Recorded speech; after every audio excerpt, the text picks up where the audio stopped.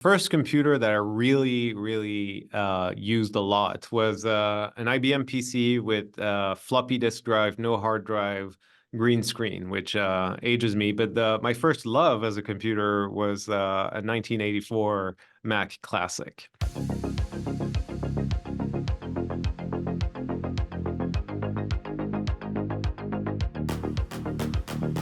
The IBM PC thing was a computer that was in the office, family office that I had access to. So I probably was using it more than the people it was meant for. And then the Mac was actually mine.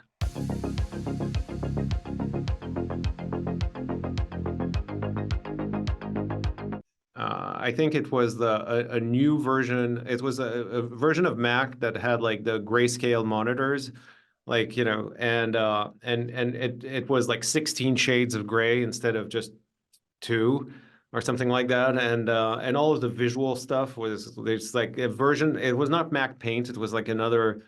It was not quite yet Photoshop, but there was a visual thing that just blew my mind, and I was like, okay, this is it.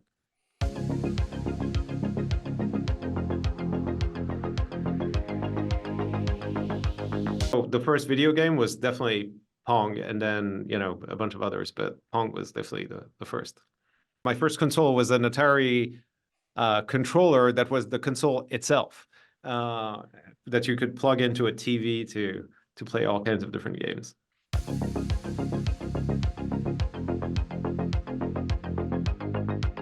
I do remember the first time I went online. It was pre-Mosaic, which again ages me.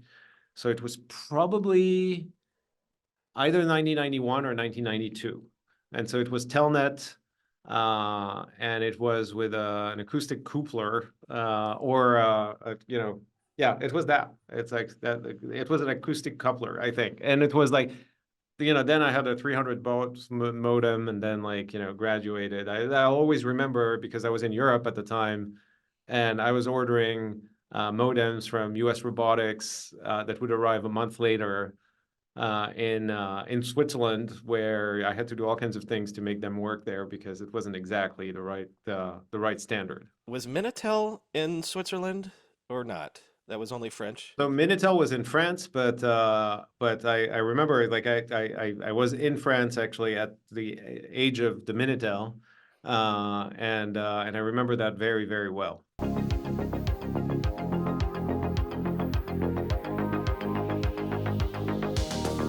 First movie I saw in a theater, it was probably Mary Poppins.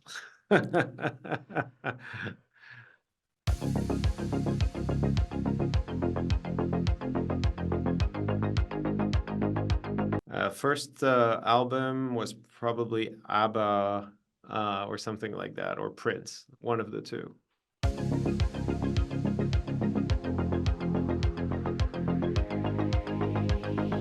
First time I encountered Bitcoin and I looked into it was 2009, discarded it because even by my standards, I thought it was too geeky at the time. And then went really, really back into it in 2011, and started really playing with it quite a bit at that time.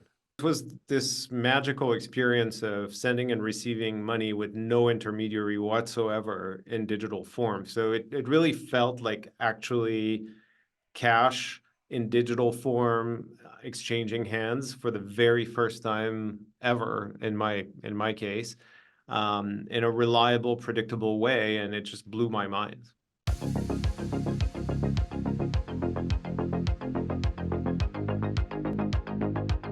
So, like, best gadget of all time, which is not my current iPhone or Android device that I use, like either, I would say was my BlackBerry for sure.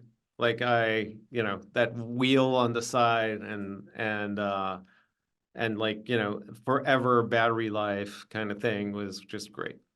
Do you also feel like, because people say the battery life a lot, but do you also feel like you were faster, more in terms of being productive with the physical keyboard? Oh, 100%. Like, but not because of the physical keyboard, also because there were no distractions. Like that was like an email machine, so to speak. And that's the thing it did. That and BBM, which was awesome as well. Like BlackBerry Messenger was like amazing. And so those two things like served only one purpose. It's just message other people, and that's it.